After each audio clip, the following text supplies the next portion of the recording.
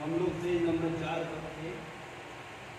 हमने वृंदावन में गोपियों के साथ श्री कृष्ण की रासलीला के विषय में प्रायः सुना है।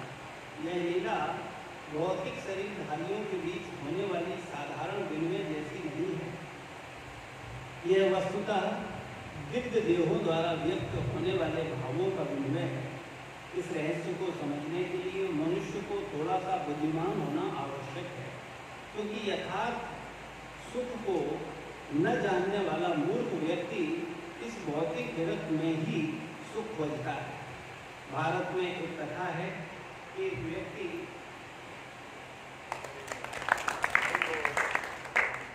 व्यक्ति को यह भी नहीं पता था कि गन्ना क्या होता है।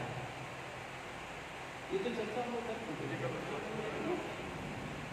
अपने आप को वास्तविक आनंद में स्थापित करने के लिए इस पर टिक लगा दिया था। कृष्ण भावना प्रक्रिया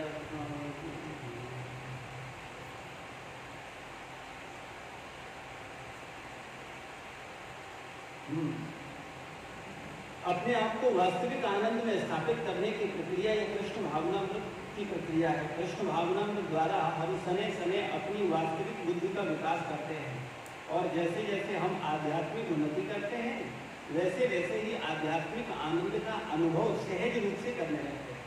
जैसे जैसे हमें इस आध्यात्मिक आनंद का आस्वादन आने लगता है वैसे वैसे ही हम भौतिक आनंद को उसी अनुपात में विरक्त होने लगते हैं।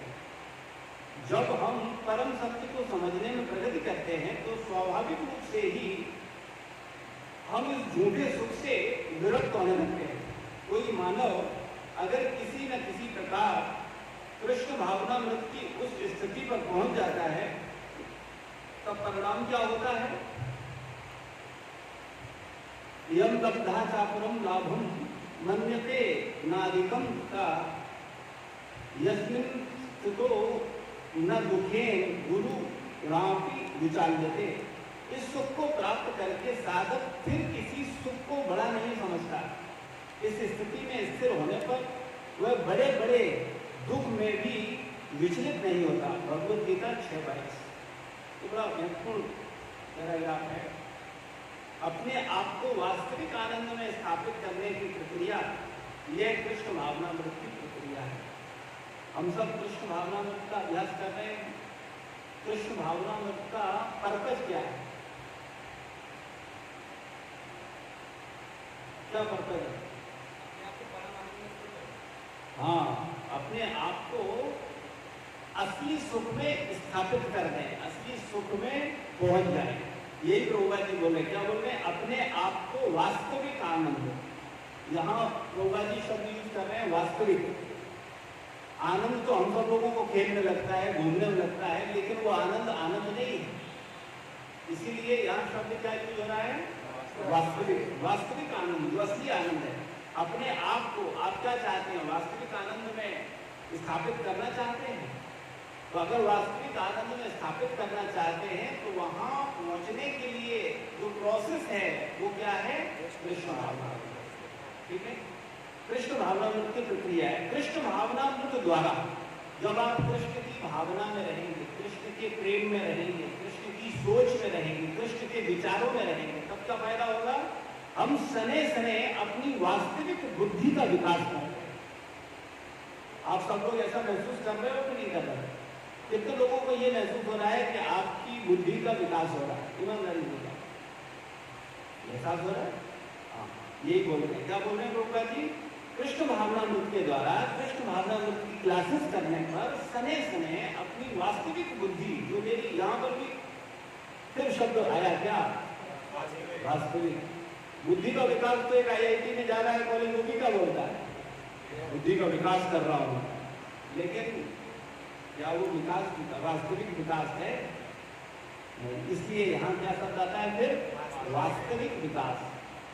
तो सने सने अपनी वास्तविक बुद्धि का विकास, सच में बुद्धि का विकास, जो वास्तविक विकास है बुद्धि का, वो करते हैं। और जैसे जैसे हम आध्यात्मिक उन्नति करते हैं और जैसे जैसे आप प्रगति करोगे वैसे वैसे आध्यात्मिक आनंद का अनुभव सहज रूप से करोगे। लेकिन कब करोगे? जब आप उन्नति करोगे। अच्छा, मुझे एक बात बताओ, सारे लोग बराबर उन्नति करोगे? हाँ या ना? तो नहीं करोगे तब क्या होगा? जैसे मान लो आप 20 लोग क्लास में आ रहे हो, 25 लोग क्लास में आ रहे हो, सब बराबर उन्नति करोगे? नहीं करेगा। कोई व्यक्ति विषय को गंभीरता से सुनेगा, स्वीकार करेगा और उसके अनुसार चलेगा। और कोई व्यक्ति सुनेगा, इस कान से इस कान से निकालेगा, तो उसका आचरण प्योर नहीं होगा। फिर वो गलत हरकतें करेगा, फिर वो भक्तों की निंदा करेगा, आपस में एक दूसरे करोगे ये देखो ठीक नहीं है, वो ऐसा कर रहा है, ये ऐसा कर रहा है, वो ऐसा कर रहा है। तो उसका विकास होगा क्योंकि वो ध्यान से सुन ही दिया। तो आप सब ऐसा मत सोचना कि आप रेगुलर क्लास में आ रहे हो सबका विकास एक साथ हो जाएगा। जैसे अगर कोई फिजिक्स की क्लास में रेगुलर आता है तो क्या फिजिक्स की क्लास में टॉप करेगा? टॉप कितने करेंगे? 2-4 लोग। और वो 2-4 कौन लोग होंगे? सेल्फ स्टडी करेंगे। सेल्फ स्टडी से आते हैं जो ध्यान से सुनेंगे, पहले काम सेल्फ स्टडी तो करेंगे, लेकिन किस पर करेंगे? पहले ध्यान से सुनेंगे ना, फिर ध्यान से सुनेंगे, फिर उस सुनने पर मनन करेंगे, उसे सेल्फ स्टडी बोलते हैं। तो पहला काम सेल्फ स्टडी से पहले का काम क्या है? सुनना। कैसे सुनना? ध्यान से सुनना। और कैसे सुनना? एज इट इज सुनना। कई बार लोग बोलते रहे आपने ऐसा बोला था और वो बोले ही नहीं था। कई बार होता है, अभी हम जैसे चर्चा कर रहे हैं ना, अरे आपने उस दिन क्लास में ये कहा था, अब हमने तो नहीं कहा था लेकिन आपने जरूर ऐसा समझा था, तो गलती किसकी थी? एज इट इज, ध्यान से सुनना और एज इट इज सुनना, जैसा है वैसा सुनना। इसीलिए प्रभुपाद जी ने Bhagavad Gita as it is दी, यथारूप, जैसा है वैसा। वो बहुत इंपॉर्टेंट है। वो नहीं सुनोगे, सुनते हुए भी नहीं सुन पाओगे, यही प्रॉब्लम है।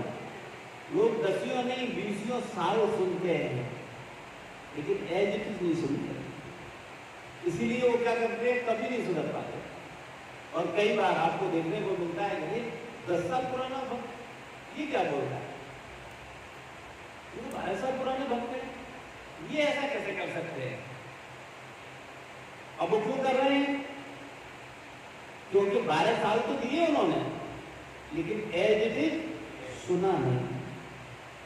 और जब सुनोगे नहीं तो समझोगे नहीं, और समझोगे नहीं तो करोगे नहीं। इसलिए सुनना पहले एज इट इज, उसके बाद उसको समझना यानी मनन करना, और फिर उसको एज इट इज करने का अभ्यास करना, इससे काम बन जाएगा। तो जैसे जैसे हम आध्यात्मिक उन्नति करते हैं वैसे वैसे ही आध्यात्मिक आनंद का अनुभव सहज रूप से करने लगते हैं। जैसे जैसे हमें इस आध्यात्मिक आनंद का आस्वादन आने लगता है, वैसे वैसे ही हम भौतिक आनंद को उसी अनुपात में विरक्त होने लगते हैं, उससे मन हटने लगता है। हटने लगता है कि हटता है नहीं? जैसे जैसे प्रगति करोगे तो क्या होता है, उधर से मन हटता। बोले ये क्या है, ये कहाँ, कौन सा सुख है, किस चक्कर में पड़े हैं? लेकिन कब होगा ऐसा? वृत्ति कब आएगी? जितना आप इधर आध्यात्मिक चेतना में क्या करोगे, प्रगति करोगे। इसको बड़े प्रैक्टिकल रूप से समझो। हम सबके जीवन का लक्ष्य क्या है? भगवान के धाम जाना, ठीक है ना? अगर भगवान के धाम जाना चाहते हैं, ठीक है, तो हमें इस जगत से विरक्त होना पड़ेगा कि नहीं होना पड़ेगा? इसको ऐसे समझो, आप अमेरिका में शिफ्ट होना चाहते हैं, ठीक है, तो भारत से विरक्त होना पड़ेगा कि नहीं होना पड़ेगा? होना पड़ेगा। और भारत से विरक्त कैसे होगे और अमेरिका में आसक्त कैसे होगे? क्या तरीका है? प्रोसेस कराना पड़ेगा, अमेरिका का पूरा प्रोसेस कराना पड़ेगा। वहाँ का मतलब जैसे हम लोग जैसे कि सोच सकते हैं वहाँ का आईडी प्रूफ हमें चाहिए वो चाहिए, आधार कार्ड चाहिए, राशन कार्ड चाहिए, तो वैसे भी उन्हें यहाँ से हटाना पड़ेगा, वहाँ बनवाना पड़ेगा वहाँ रहने के लिए। वैसे ही और मूल चीज ये करनी पड़ेगी, ये कार्य तो बाद में होगा, इससे पहले कार्य ये होगा कि आपको अमेरिका का गुणगान करना होगा। अमेरिका बहुत बढ़िया है, अमेरिका की रोडें अच्छी, अमेरिका में लोग अच्छे, सैलरी पैकेज तो बहुत ही बढ़िया है, एक अलग लाइफ स्टाइल है, एक अलग दुनिया है। वहाँ क्रीम लोग पहुँचते हैं सारे देशों के, अमेरिका की बात ही अलग है। ये सब दिमाग में क्या करना पड़ेगा? गुणगान करना पड़ेगा अमेरिका। और जब वहाँ का गुणगान बढ़ता जाएगा तो क्या होगा? भारत का जहाँ रह रहे हो वहाँ का घटता जाएगा, कम होता जाएगा, और आपको पता नहीं चलेगा कब आपका वीजा भी हो जाएगा, पासपोर्ट भी हो जाएगा और आप वहाँ शिफ्ट भी हो जाएगा, ठीक है। तो ऐसे ही अगर आप भगवान के धाम जाना चाहते हो, गोलोक धाम जाना चाहते हो, तो आपको क्या करना पड़ेगा? हाँ, वहाँ का वो हम लोग करते नहीं, दिन भर फालतू की बातें करते हैं। अब लोग आ जाएंगे इधर उधर की बातें करेंगे, क्या मतलब? कभी भगवान धाम नहीं जाओ, बुरा मत मानना, नहीं, सच्चाई नहीं है। अगर एज इट फॉलो करोगे, जैसे बताया जाए वैसे करोगे, फिर जाओ। तो क्या करना होगा? क्या है भगवत धाम का, इसको जानो तो सही, क्या है वो, क्या है। जब उसको समझोगे तब उसमें क्या होगी? हमारी आसक्ति होगी, और फिर क्या होगा, इधर से विरक्ति स्वाभाविक होगी। जैसे हम लोग अभी चर्चा कर रहे हैं, तो सत्संग करते करते सुनते सुनते हमारी एक समझ विकसित हो रही कि नहीं हो रही, और जैसी समझ विकसित हो रही है तो उस विशेष प्रकार के सुख का, विशेष प्रकार के आनंद का हम सब अनुभव कर रहे हैं, वरना कोई किसी की बुलाने से नहीं आता। क्या लगता है? कोई फोन करेगा, आ जाओ आपका, हमारा काम है, कॉलेज का काम बहुत बड़ा हुआ है, ये है वो है, हाँ आएंगे आएंगे। लेकिन अगर आप घोड़े चले आ रहे हो, बल्कि कोई फोन करे न करे, आपके दिमाग में खुद चल रहा है कि संडे कब आएगा, कब जाकर के हम श्रवण करेंगे, कब जाकर के हम सुनेंगे समझेंगे, तो इसका मतलब क्या है, आप प्रगति कर रहे हो, आपको समझ आ रहा है। और जो भौतिक बुराइयां हैं, भौतिक विषय है, उनसे आप धीरे धीरे अपने आप ऊपर उठ रहे हैं, और उनमें फंसने की और ऐसी चर्चा करने की आपकी इच्छा धीरे धीरे कम हो रही है, क्योंकि अभी ज्यादा समय नहीं हुआ है, कितना समय हुआ है, 2-4 साल, और ये सब करने का अभ्यास हमारा जन्म जन्मांतरों का है। लेकिन फिर भी हमारी अच्छी स्पीड है, हम चीजों को अच्छे से समझ रहे हैं, उसको विचार कर रहे हैं, और उसको समझ करके अपनी वास्तविक बुद्धि विकसित कर रहे हैं। इस संसार में बुद्धि का विकास तो सब करते हैं, लेकिन वास्तविक बुद्धि का विकास विरले करते हैं, और उनमें आप लोग हो। इस संसार में चाहे बाइक को सही करने वाला मिस्त्री हो, एक लेबर हो, एक मकान बनाने वाला मिस्त्री हो, या इंजीनियर हो, बड़ा इंजीनियर हो, छोटा इंजीनियर हो, सब इस संसार में अपनी बुद्धि का विकास करते हैं कि नहीं करते हैं? हर व्यक्ति अपने अपने स्तर से चीजों को करता है। एक व्यक्ति मकान बनाता रहता, उसको और बुद्धि मिलती जाती है, और वो इतना होशियार मिस्त्री हो जाता है, लोग बोलते हैं उसे बुलाओ। क्यों? क्योंकि उसने अपनी बुद्धि का क्या किया है, विकास किया। एक व्यक्ति ने IIT में एडमिशन लिया, उसने IIT तैयारी करी, उसके बाद जाकर के अपने को विकास करता है, और विकास करके वो जहाँ पहुंचता है वो बहुत अच्छा कार्य करता है, क्योंकि उसने अपनी बुद्धि का क्या किया है, विकास किया है। लेकिन क्या वो विकास वास्तविक विकास है? हाँ या ना? क्यों नहीं? आप कैसे कह सकते हो कि वो वास्तविक विकास नहीं है? पढ़ने के बाद काम नहीं आएगा, पढ़ने के बाद काम नहीं आएगा, मरने के बाद काम नहीं आएगा। ठीक है, तो मरने के बाद किसने देखा काम आएगा कि नहीं आएगा? जो भौतिक जगत में तरक्की का विकास है, तो उससे क्या मुश्किल, तरक्की तो हो रही है ना। लेकिन उससे जो हमारा लक्ष्य है गोलोक धाम जाने का, वो नहीं पूरा। ठीक है, और बुद्धि का विकास करके लोग वास्तविक आनंद नहीं प्राप्त करते। हाँ, मेन चीज, उसको आनंद नहीं मिलेगा। वो बुद्धि का विकास तो खूब कर रहा है। IIT करने वाला व्यक्ति कितना पढ़ता है, उसे छोड़ो। एक संसार में रुपया में आनंद देखने वाला गधा मनुष्य कितनी मेहनत करता है, इधर भागता है, उधर भागता है, ये भी काम कर ले, ये भी कर ले, यहाँ से इतना ले ले, यहाँ से इतना ले ले, पूरा दिमाग लगाता है, घर ले लें, आप पैसा ले लें, आप गाड़ी ले लें, सब करता रहता है, लेकिन आनंदित होता है नहीं। इसलिए उसे क्या नहीं बोला गया, वास्तविक बुद्धि का विकास उसका नहीं हो रहा। विकास तो हो रहा है, लेकिन वास्तविक विकास नहीं है। क्यों वास्तविक विकास नहीं है? क्योंकि उसे वास्तविक सुख नहीं मिल रहा है। उसे सुख तो मिलेगा, लेकिन जैसा विकास है वैसी सुख है। बुद्धि का विकास है और उधर सुख का विकास है। ठीक है, इधर वास्तविक बुद्धि का विकास है और वास्तविक सुख का विकास है। आप क्लियर करो, समझो। वहां अगर आप बहुत मेहनत करके IIT इंजीनियर बनते तो क्या पैकेज होगा? फर्स्ट क्लास पैकेज होगा कि नहीं होगा? और फर्स्ट क्लास पैकेज होगा तो आपके पास सारी सुख सुविधाएं होगी कि नहीं होगी? बड़ी गाड़ी होगी, बड़ा घर होगा। तो सुविधाओं का विकास हुआ कि नहीं हुआ? सुख का विकास हुआ कि नहीं हुआ? लेकिन कैसा सुख है वो? वास्तविक सुख है, क्षणिक सुख है। तो बुद्धिमान व्यक्ति और मूर्ख व्यक्ति में अंतर केवल इतना होता है, मूर्ख व्यक्ति मेहनत तो इतनी करता है और सुख कितना लेता है, ठीक है। और बुद्धिमान व्यक्ति मेहनत भी इतना करता है और सुख इससे कई गुना ज्यादा लेता है। मेहनत तो दोनों जगह है। ऐसा सोचता है कोई व्यक्ति कि आध्यात्मिक जीवन आलसी जीवन है, ऐसा नहीं। मेहनत तो यहां भी उसे करनी है, लेकिन उसे सुख कैसा मिलेगा? वास्तव में। और इसका प्रमाण आप खुद हो, आपको खुद एहसास होगा, जबकि आपने अभी कुछ नहीं किया है। क्या किया है? केवल बस अपने आप को संडे के संडे ले आते हो, बस इतना किया है। इसके अलावा कुछ किया है? किसी बात को बहुत गंभीरता से स्वीकार किया है? नहीं। और उसके बाद परिणाम क्या है? आप खुद देख रहे हो। आप अपने में शांत रहने लगे हो, आपको संसार को समझने की जो रियल समझ है वो विकसित हो रही है। आप देख पा रहे हो जो और लोग नहीं देख पा रहे। यहाँ तक कि आपके घर में ही आपके भाई बहन नहीं देख पा रहे, और तो और छोड़िए आपसे उम्र में बड़े हैं वो भी नहीं देख पा रहे। कई बार तो अगर माता पिता आध्यात्मिक नहीं है, आध्यात्मिक चेतना नहीं है, तो वो भी नहीं देख पाएंगे, दादा दादी भी नहीं देख पाएंगे। लेकिन आप देख पाओगे, क्यों?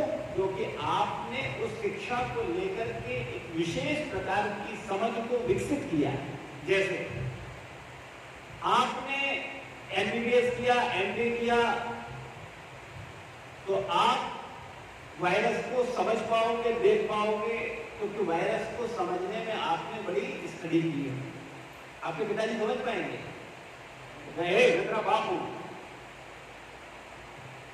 अरे बाप हो, अच्छी बात है, पिताजी हो, आपका पूरा सम्मान है, लेकिन इसका मतलब ये नहीं है कि आप वायरस को समझ पाओ। क्यों? क्योंकि वायरस को समझने के लिए आपने कितने साल दिए? MBBS किया, MD किया, साल दिए ना, कितना बड़ा समय दिया, तब समझ विकसित हुई। ऐसे भगवान को समझने के लिए अगर आप समय दे रहे हो, आप प्रश्न कर रहे हो, आप जान रहे हो, आप क्लियर कर रहे हो, तब क्या होगा? आपका विशेष समझ विकसित होगा। और जब उसको समझ पाओगे तो आप समझ पाओगे और कोई नहीं समझ पाएगा। क्यों नहीं समझ पाएगा? क्योंकि उसने वो शिक्षा नहीं ली। जैसे आपके पिताजी बड़े बिजनेसमैन, माता पिताजी बड़े बिजनेसमैन, लेकिन आप आध्यात्मिक शिक्षा को छोड़िए, भौतिक क्षेत्र में फिजिक्स या मैथ आप पढ़ रहे हो, तो अगर मैथ और फिजिक्स आप पढ़ रहे हो तो मैथ और फिजिक्स कौन सीखेगा? माता पिता सीखेंगे कि आप सीखोगे? क्यों सीखेंगे? क्योंकि हम सीख रहे हैं। सेम ऐसे इसी तरह से जीवन में जब हम किसी विषय को समझते हैं तब हम उसे समझ पाते हैं और उसके अनुसार उसका लाभ ले पाते हैं। और जो उसे समझता नहीं है, जो उसको पढ़ता नहीं है, जो उसको जानता नहीं है, वो क्या बोलेगा? आप जाओ जरा चर्चा करो जाकर के, भगवान की चर्चा करना जाके करो, तो आपको कैसे कैसे उत्तर सुनने को मिलते हैं अपने मित्रों से, अपने रिश्तेदारों से, अपने परिवारों से। अरे क्या फालतू की बात कर रहे हो? ये कोई होगा तुम्हें भगवान क्या होता है? भगवान देखा तुमने कभी भगवान? बोलते हैं कि नहीं बोलते हैं? वो उल्टा समझाएंगे कि अरे मेहनत करो, काम करो, जब होगा धन तब होगा, जब तक उन्नति करोगे तो सब कुछ आ जाएगा। तो उल्टा मेहनत के लिए समझाते हैं कि हाँ ऐसे नहीं ऐसे करो। भक्ति से कहेंगे दूर, अरे इसको पहले ये करो, ऐसे आएगा, भक्ति करने से नहीं आएगा। ये कहते हैं नहीं, भगवान की भक्ति करने से नहीं आएगा। और मैं भी बोलता हूँ भक्ति करने से नहीं आएगा, लेकिन भक्ति करने से आनंद आएगा। आनंद पैसा नहीं आएगा, पैसा नहीं आएगा, तुम्हें भौतिक संसाधन नहीं मिलेंगे, तुम कोई बहुत बड़ा पद प्राप्त नहीं करोगे, लेकिन तुम्हें आनंद आएगा। मैं बार बार लोगों से प्रश्न करता हूँ, तुम्हें धन चाहिए, तुम्हें बड़ी पोस्ट चाहिए, तुम्हें बड़ा पैसा चाहिए, तुम्हें सुंदर स्त्री चाहिए, तुम्हें सुंदर सुंदर बच्चे चाहिए, या आनंद चाहिए? डिसीजन तुम्हारा है। लेकिन हम लोगों को क्या भ्रम है? अरे इन्हीं सब में तो आनंद है, और कहाँ आनंद है? ऐसा कि नहीं? बताओ। लेकिन ये गलत बात है कि नहीं? अगर इनमें आनंद होता तो जिनके पास सुंदर बच्चे हैं, सुंदर बीवी है, खूब पैसा है, खूब पद है, खूब धन है, तो वो सुखी होते है। तो एक व्यक्ति ले आओ। मैं पूरी दुनिया की बात कर रहा हूं, अपवाद तो सब में होते हैं ना, इसमें से एक अपवाद ले आओ, कोई नहीं मिलेगा। तो अगर इतनी समझ मेरे अंदर नहीं है तो जीवन तो हमारे ही है ना। मैं बार बार एक बात बोलता हूं, इस संसार में लोग रैट रेस में भाग रहे हैं। ये बात सही है कि नहीं? सब भागे जा रहे, चूहे भागते चले जा रहे हैं। पीछे वाले चूहे सेंटर में भाई सब भाग क्यों रहे हो? यार देखते रहे आगे, और आगे वाला भाग रहा है और मुझसे आगे निकल जाएगा, ऐसा मत करो। वो कितनी तेज दौड़ रहा है, तुमसे बात करने में पीछे हो जाऊंगा, मुझे भी दौड़ना दो। अच्छा भाई भाग क्यों रहे हो ये तो बताओ। वो भाग रहा है इसलिए हम भाग रहे हैं। और ऐसी रेस रेस में हम लोग लग गए हैं, भागे जा रहे हैं। वो बुआ का लड़का देखो, वो सीधा लड़का देखो, वो मेरा मित्र देखो कहां से कहां पहुंच गया, हमें देखो। तो मैं आपसे एक ही चीज पूछ रहा हूं, आप पहले शांत होकर के अपने मन में ये विचार करो, आपको चाहिए क्या? आनंद चाहिए या आनंद का भ्रम चाहिए? ये बड़ा प्रैक्टिकल प्रश्न है। भ्रम मतलब कि यहां आनंद मिलेगा। हम लोग गलतफहमी के शिकार क्या होते हैं? हम सब ये सोचते हैं अरे ये लोग बेवकूफ हैं, पैसे का सही इस्तेमाल करना नहीं जानते, हमारे पास पैसा आएगा ना, लेकिन हम सुखी होकर दिखाते हैं। ये है ना, ये लोग एक अरे बीवी को कंट्रोल नहीं कर पा रहे, एक पत्नी को कंट्रोल, कई बार तो बेटा बाप को बोलता है क्या पिताजी आप, एक मम्मी को कंट्रोल नहीं कर पा रहे। हमको देखना यूं नचाऊंगा सारे, और जब वो पहाड़ के नीचे आता है तब उसको पता चलता है।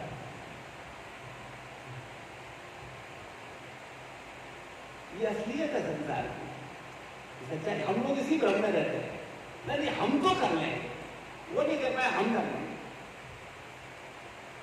और इसे क्या बोलते हैं?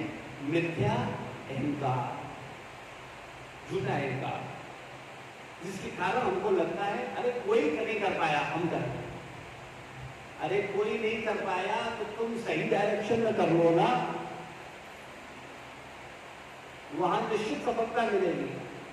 और भौतिक जगत में किसी को सफलता नहीं मिलेगी, लेकिन हाँ अगर आध्यात्मिक जीवन को भी हम ईमानदारी से नहीं करेंगे तो यहां भी सफलता नहीं मिलेगी। ये बात हमें समझनी होगी। कोई भी कार्य हमें कैसे करना होगा? पूरी ईमानदारी के साथ, पूरी मैच्योरिटी के साथ, भेड़ चाल में नहीं, पूरी समझ के साथ। तो यहां प्रभुपा जी यही बोल रहे हैं, इससे लाभ क्या होता है उसकी चर्चा चल रही है। क्या लाभ होता है? कोई मानव अगर किसी न किसी प्रकार कृष्ण भावनामृत की उस स्थिति पर पहुंच जाता है, तब परिणाम क्या होता है? किस स्थिति पहुंच जाता है? उससे पहले भी चर्चा करी, जब हम परम सत्य को समझने में प्रगति करते हैं तो स्वाभाविक रूप से हम इस झूठे सुख से, इस संसार का जो झूठा सुख है, इससे क्या होते हैं? विरक्त होने लगते हैं। फिर आगे प्रभुपा जी बोलते हैं, कोई मानव अगर किसी न किसी प्रकार कृष्ण भावनामृत की उस स्थिति पर पहुंच जाता है, तब परिणाम क्या होता है? तब लाभ क्या होता है? तो भगवत गीता का उदाहरण देते हैं। भगवत गीता अध्याय 6 श्लोक संख्या 22, उसमें क्या है? इस सुख को प्राप्त करके साधक फिर किसी और सुख को बड़ा नहीं समझता। कौन सा सुख? आध्यात्मिक सुख। इस सुख को जब वो प्राप्त कर लेता है, फिर संसार का, चाहे वो धन का सुख हो, चाहे स्त्री का सुख हो, चाहे संसार के भोगों का सुख हो, उनको बड़ा नहीं समझता। उस स्थिति में स्थिर होने पर, किस स्थिति में स्थिर होने पर? कौन सी आध्यात्मिक स्थिति? वास्तविक आनंद नहीं, इस सुख को प्राप्त कर, वास्तविक सुख को प्राप्त करने पर इस संसार का सुख को बड़ा नहीं मानता, क्योंकि उसने वास्तविक सुख प्राप्त किया। अब क्या है? उस वास्तविक सुख की स्थिति पर जब कोई स्थिर हो जाता है, हम लोगों को भी स्थिर नहीं हो पाते। जैसे कि क्या अभी आप आए तो आपको लगा बहुत आनंद है, कितना आनंद मिल रहा है, लेकिन फिर इतनी आनंद चाहिए तो रुक जाओ ना, नहीं, लो अब थोड़ा स्थिर नहीं होते। फिर हमें और चीजें याद आती हैं, नहीं थोड़ा अरे ये भी तो है, थोड़ा वो भी तो है, थोड़ा वो कर लेते हैं, थोड़ा उधर भी तो मजा लेना है, थोड़ा जाके हाँ ये भी ठीक है, ये भी एक टेस्ट है, इसको भी लो, थोड़ा उधर भी करते रहो। ऐसा व्यक्ति तो नहीं होगा। जो व्यक्ति क्या होगा, इस पर स्थिर हो जाता है, स्थिर हो जाता है। उस स्थिति में स्थिर होने पर बड़े बड़े दुख भी विचलित नहीं होता। उस स्थिति में जब कोई स्थित हो जाएगा तो क्या होता है, फिर बड़े से बड़ा दुख व्यक्ति को विचलित नहीं कर पाता। इसीलिए आध्यात्मिक जीवन को समर्पित ईमानदार वास्तविक भक्त कभी सुसाइड नहीं करता। एक सिंगल उदाहरण ले आओ, आज की बात नहीं कर रहा हूं, अरबों साल से लेकर के आज तक एक सिंगल व्यक्ति ले आओ, तो देखो वो वास्तविक भक्त था और उसने सुसाइड कर दिया। और तुम्हारे संसार के सुखों में हम तुम्हें ढेरों लिस्ट पकड़ा देंगे, है कि नहीं? कौन सा सुख सुख है, आध्यात्मिक या भौतिक? बस इतनी सी बात। इस भौतिक सुख पर बड़े बड़े पदों पे बैठे लोग सुसाइड करते हैं कि नहीं? बड़े बड़े मिनिस्टर, बड़े बड़े नेता सुसाइड करते हैं कि नहीं? बड़े बड़े अभिनेता सुसाइड करते हैं कि नहीं? बड़े बड़े उद्योगपति सुसाइड करते हैं कि नहीं? बड़े से बड़ा प्लेयर सुसाइड करता है कि नहीं? तो फिर बचा कहां? लेकिन मैं आध्यात्मिक चेतना वाला वास्तविक की बात कर रहा हूं, ढोंगी नकली लोगों की बात नहीं कर रहा। आजकल ढोंगों की भी कमी नहीं है। तो जो वेश तो बड़ा सुंदर पहनेंगे, साधुओं का तिलक भी पूरा इधर से लेके इधर से, और पता नहीं क्या क्या होगा, लेकिन उनका अंदर नहीं है वो चीज, वो सुसाइड नहीं करेगा कभी। जिसे आध्यात्मिक आनंद प्राप्त है वो सुसाइड नहीं करे, कर ही नहीं सकता। कितना ही बड़ा दुख आ जाए उसके जीवन में, कितना ही बड़ा दुख क्यों ना आ जाए, कितनी बड़ी बीमारी हो जाए, कितनी बड़ा विपत्ति आ जाए, कितनी ही बड़ा प्रियजन उससे छूट जाए, कुछ भी हो जाए, वो तस से मस नहीं होता। अब मेरा आपसे प्रश्न है, आप कौन सा सुख चाहते हो? ये डिसीजन किसे करना है? आपको करना है। जीवन किसका है? आपका, आपकी इच्छा। आप चाहो तो अपने पूरे जीवन को खपा दो वहां जहां कुछ मिलने वाला नहीं, कुछ मिलने वाला नहीं। लेकिन आध्यात्मिक जगत में बोले वहां तो कुछ मिल भी जाएगा, यहां तो कुछ भी मिलने वाला नहीं। जिनको नहीं समझ आता वो यही सोचते हैं, उनको लगेगा अरे भौतिक जगत में कैसे नहीं मिलता, देखो हमने 2 मकान बनाए, 4 प्लॉट खरीदे, है ना, इतना एफडी हमारे पास, इतना सोना है, कितना कुछ तो प्राप्त किया है, और एक तो वो क्या हो, कुछ है? कुछ नहीं है, 2 धोती कुर्ते, बस क्या है तुम्हारे पास? लेकिन इतनी समझ होनी चाहिए। क्या मैंने इसीलिए ये प्रश्न किया कि आपको मैं एक ऑफर देता हूं, एक तरफ आपको मिलेगा बड़ा पद,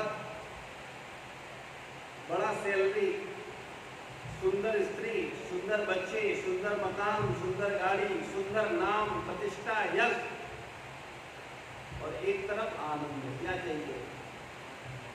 बस